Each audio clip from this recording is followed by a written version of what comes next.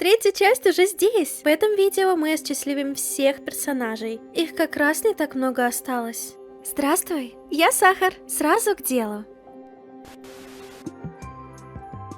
Улыбки, улыбки, улыбки везде. Все больше их вижу в дневной суете. Все больше и больше народу находит свои ухмылки. Спасибо нашему новому члену. Слишком рано для этого. Вы можете думать, что вы счастливы. Но здесь есть только один доктор улыбок. И он прописывает вам дневную дозу хабитата. И 100 квадратных сантиметров. Никуда не уходить. Скажи, ты заходил в нашу всемирно известную комнату отдыха? Вот веселое дельце, которым можно там заняться. Подумай о своем грустнейшем воспоминании. И пей, пей, пей. Ах, освежает. После этого вы точно станете счастливыми. Да, возможно, тут внизу идет вечеринка, но большое событие и еще вечеринишнее. Ах, мое предвкушение растет, сияет и знает, что все улыбнутся для меня. В первую очередь я хочу поговорить о Трансильвании. Давайте же подойдем к Нат Венси и поболтаем с ней. Здоров, цветочный ребенок. Ну что, получается поднимать настроение этим хмурым неудачникам? Вау! Я не видела ни единого счастливого лица до той поры, как ты появился здесь, полагаю. Может быть, хоть ты наконец-то поменяешь все здесь к лучшему? Неплохо. Хочешь помочь мне кое с чем? Это по твоей части, не волнуйся. Улетно, давай перейдем сразу к делу. Мой папа. Этот несчастный нытик шатается туда-сюда без дела. Обычно для счастья ему хватает только смотреть на какие-нибудь тупые сорняки, без обид, и прятаться в тенях. Но ты супер-дупер помощник. Офигеть, какой цветочный шкет. Это твоя обязанность разобраться с моим никчемным батей, верно? Вы удивлены? Да, этот сварливый вампир является ее отцом. Но с хрена ли мы должны разбираться в семейных разборках? Короче, получаем от нее квест. Но в этом случае она должна разобраться со всем сама. Ох, папе ни капельки не лучше. Да, я хотела проверить, какая тебе разница. Грубо! Только то, что мой отец расстроен из-за моей фамилии и всей этой чепухни, не значит, что это моя вина. Если он обижается на что-то столь незначительное, я не должна разбираться с этим. Ты должен. Советую сразу достать рупор. Нам очень важно, чтобы этот разговор услышал Тренсил. Если ты думаешь, что я буду лапочкой и скажу ему, я очень сильно люблю тебя, пап, то ты очень сильно ошибаешься, задрот. Даже если я правда его люблю.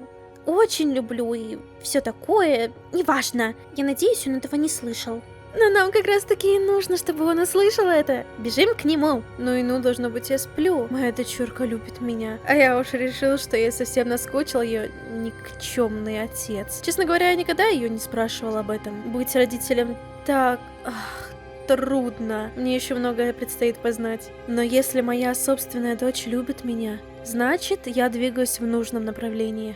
У меня есть кое-что для тебя. Одна мелочь в знак моей благодарности. Вот. Получаем отрывок из дневника Хэббита. Как я мог понять, когда-то он принадлежал Хэббиту, этому душевно несчастному растяпе. Там содержится личная информация. Но у тебя есть твердая хватка на подобного рода вещи? Может, тебе это пригодится. Ах, как чудесно! Мы наконец-то видим Тренсила счастливым. Теперь будем потихоньку продвигаться наверх. Мои милые-примилые распорядцы, позвольте солнцу взойти и поприветствовать вас. Не дайте ветру сдуть вас с крыши. Это грустно, это происходит, это ты. Ты знаешь, о ком я говорю. Ты маленький поганый вирус счастья. Ты напоминаешь мне меня. И я это ненавижу. Хабитатцы безнадежны, дай им прожить их хмурые деньки. Для того, чтобы сделать омлет, нужно разбить пару яиц. В любом случае, добро пожаловать на террасу. Крутейшее место в городе. где люди стоят на большой высоте, думая о том, чтобы больше не существовать.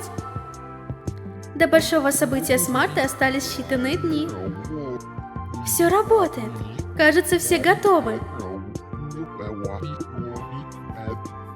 Да. Вы готовы?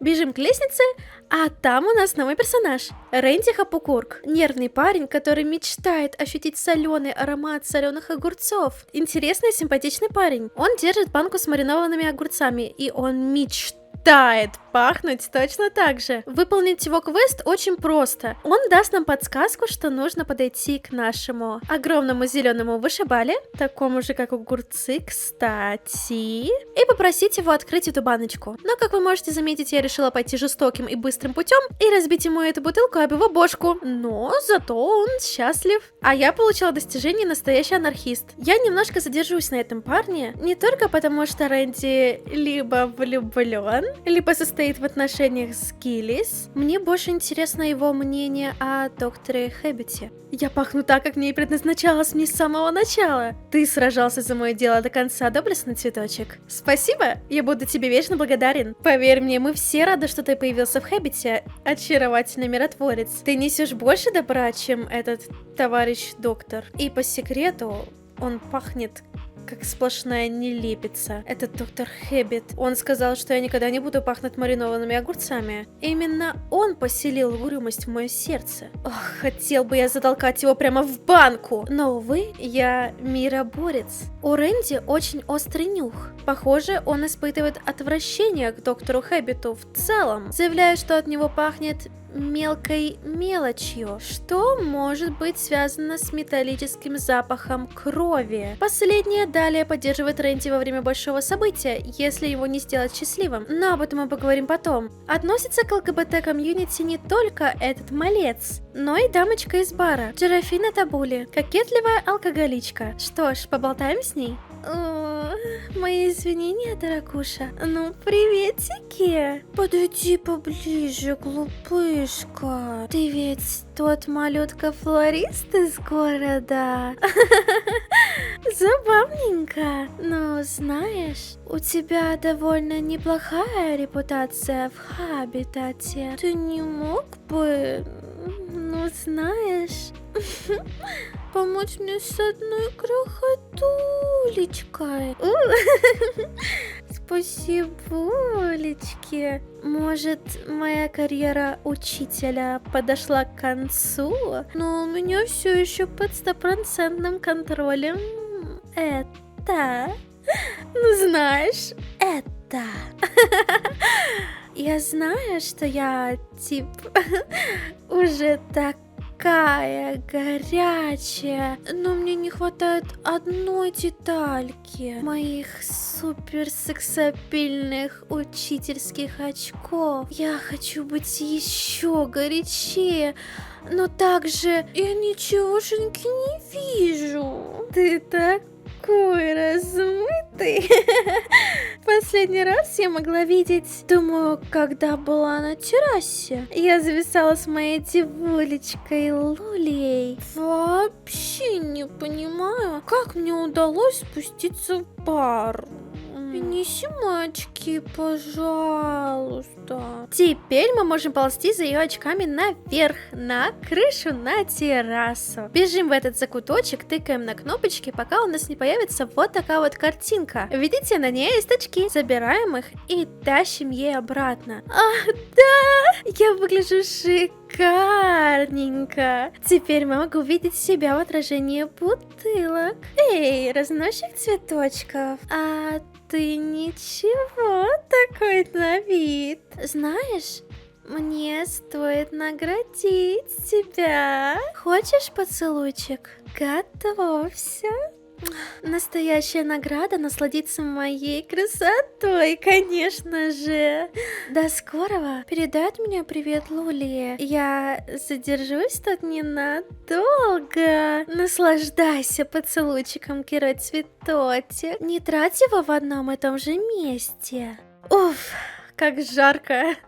Теперь у нас счастливая училка. Кажется, она печально известна не только своим алкоголизмом, но и тем, что вызвала шум. Например, она заставляла Джумандана забирать ванную, чтобы она не могла петь караоке в ванной. И в целом беспокоила других жителей Хабитата, из-за чего, например, Трентил назвал ее ужасной. Также по общению с Лулей, да, той самой, в которую она предположительно влюблена, пролила напитки, еще больше погрузив ее в депрессивный эпизод. Она много раз хвалила ее красоту, а также приглашала ее на вечер спагетти. На визитной карточке она и Луля изображены на свидании. Но не буду, наверное, воспринимать их отношения такими счастливыми, потому что, кажется, у нее развиваются некие кокетливые отношения с Тиф. Если мы используем ее поцелуй на Тиф, она скажет, что ее тайный поклонник должен обрести уверенность для того, чтобы пригласить ее в караоке в ванной. Джерафина также упоминает, что пишет песню для нее, но не для того, чтобы говорить ей об этом. На ярмарке мы не осчастливили последнюю девочку, Путонию Малар. Ей 7 лет. Она очень восхищается супергероями, и ее главный враг — это зеленая угроза. Она считает, что зеленый цвет — это цвет зла, и поэтому мы получаем ее квест, требующий сбора необходимых для этого припасов. Болтаем с ней, втягиваемся в доверие. На следующий день она начнет нам кидать задания. Первое — это достать маску. В прошлом видео мы получили маску Гиллиса, но она зеленая, а ей зеленым, как мы уже поняли, не нравится. К счастью, на этой ярмарке есть место с красной моськой, нарисованной на стене, а рядышком у нас находится отличная подсказка. Краска-то мокрая. Пачкаем маску красной краской и тащим ее и обратно. Но какой же супергерой без плаща? На палатке у гадалки, что-то рифмоплет жесткий, конечно, есть плащ. Выполняем квест и получаем нашу награду. Думаю, скрывать уже нет смысла. Да и вы наверняка догадались. Эта игра непроста, и главный антагонист в ней доктор Хэббит. И доктор он вовсе не потому, что работает психологом, а это некая терапия, которой он лечит всех от депрессии. Нет, он другой направленности доктор. Точнее, врач. Пожалуйста, доказательства буквально на стене. Сладкие мои, решите этот ребус. Кто же в итоге доктор Хэббит? Для Путании зеленая угроза как раз-таки доктор Хэббит. В своем отзыве на веб-сайте она упоминает, что Хабитат ей нравится. Естественно, ей 7 лет, она может не ложиться спать допоздна, пить столько газировки, сколько захочет. Она также подразумевает, что ее домашняя жизнь небезопасна. В Хабитате никто на нее не кричит, что намекает нам на проблемы в семье, возможно, даже на домашнее насилие. И заверяет нас, то есть читателей, что пока они там, никто не повредит тебя или вашу улыбку. Сахар, может быть, ей не нравится этот вышибала, ты только посмотри, какой он большой, и он тоже зеленый. Нет, она боится именно доктора Хэббита. Это же так легко доказать. Сфотографируйте Гиллиса и покажите эту фотографию ей. Он может быть зеленым, но он не представляет угрозу. Он большой мягкий щенок. Вот видите. А кто у нас еще зелененький? Начнем с самого низа. Мы осчастливим персонажа, которого мы можем только слышать. Чтобы не таскаться туда-сюда, сразу поднимемся наверх и сфотаем этого паренька. Возвращаемся к оборотню. И видите, мы много раз тут проходили мимо. Некий отшельник, который никогда не покидает дыру в стене. Но это не мешает ему много знать о хабитицианцах, что подразумевает, что он был там довольно долгое время. Но мы сможем нормально с ним пообщаться только при помощи фото Камала. Это единственный, кому он так сильно доверяет. О, Камал, ты наконец решил покинуть террасу? Предлагаю сначала сказать нет. Видимо, мне видится всякое. Мне не хватает Камала. Вот бы он мог навестить меня. С тех пор, как доктор Хэббит бессердечно надругался над ним, он никуда не выходит. Просто днями сидит на террасе. Но, полагаю, не мне судить. Он близок с Камалом и стремится помочь всем обитателям Хабитата уйти. В прошлом, прежде чем он ушел в отставку, доктор Хэббит унизил его до такой степени, что Уоллес решил жить в стене, отказываясь уйти со стыда. Естественно, в результате он испытывает отвращение к этому доктору. Итак, выполним же его квест. Его одолжение — поиграть с ним в горячо-холодно. Находим в луже его пластинку. К сожалению, она полностью растворилась, а он очень хотел ее послушать, отдал бы все, лишь бы услышать эту мелодию хоть один раз. И ему безумно одиноко, а музыка — его лучший друг здесь. Очень жаль, что он уронил свою любимую пластинку в эту кислотную лужу. Тут нам и пригодится наш четвертак. Возвращаемся в бар и включаем песенку с помидорчиком. Ненавижу помидоры. Однако у него есть еще одно огромное одолжение. Ах, помнишь, как мы вместе уволились? Из-за травли Хэббита? Да, хорошие были времена. Я думаю... Хэббит становится все безумнее. Он непредсказуем, как никогда прежде. Его последние видеозаписи пугают меня до смерти. Если ты в скором времени не выведешь людей из Хабитата, что я могу сказать? Я даже думать не хочу, на что способен Хэббит. Если эти грустные люди останутся здесь, кто знает, какая участь их ожидает. Знаешь, Камал, я никогда не давал тебе это, но рано или поздно ты противостоишь Хэббиту. Так что оно тебе понадобится. Вместе с твоей картой он откроет эту дверь сбоку. Я бы пошел с тобой, но у меня планы. Или что-то в этом духе. Удачи. Надеюсь, он ничего с тобой не сделает. В этом квесте нам понадобилась монетка, которую мы достали при помощи сокровища-искателя в прошлой части. Но также мы могли найти вот этот некий дешифратор. Он пригодится в квесте с Квашанетой. Переведу ее имя нормально. Вопроснета. Вот так. Это единственный персонаж, который не говорит на языке игрока. Чтобы ее понять, нам как раз таки нужен этот расшифровщик. Вопрос-на-переводчик.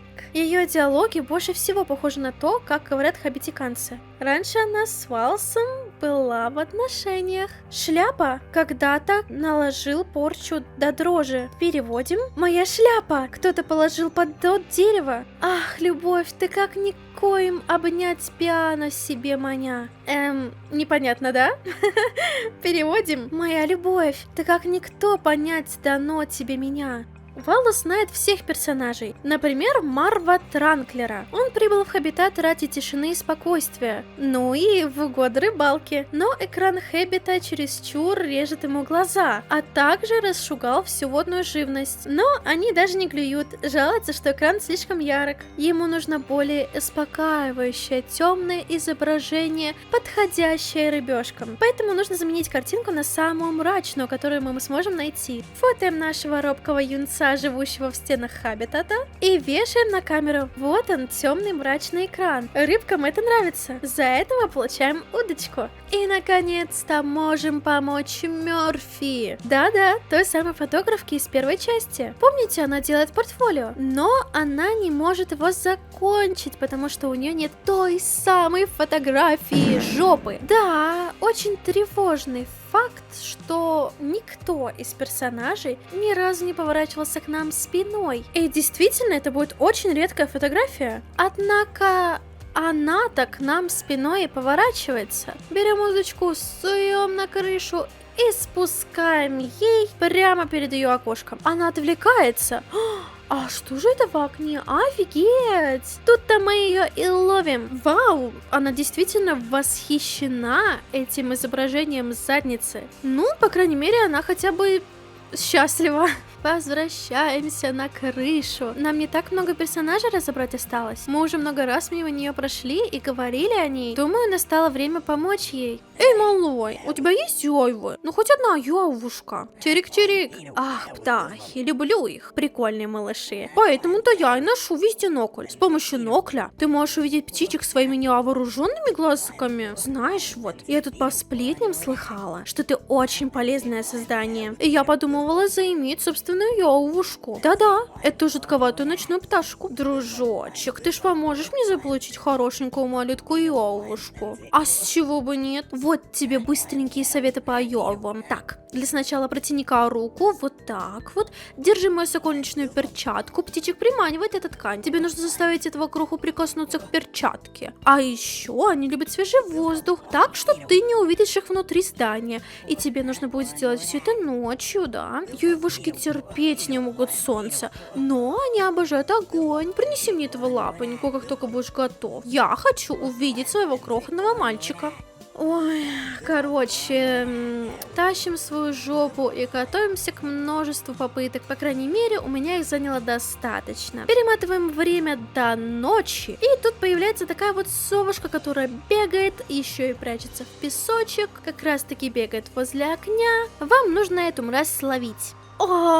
Поразительно. Не могу поверить своим глазам. Ты действительно превзошел самого себя, цветочный малыш. Мой малютка наконец-то на месте. Думаю, я назову его Пловик. Ой, малой.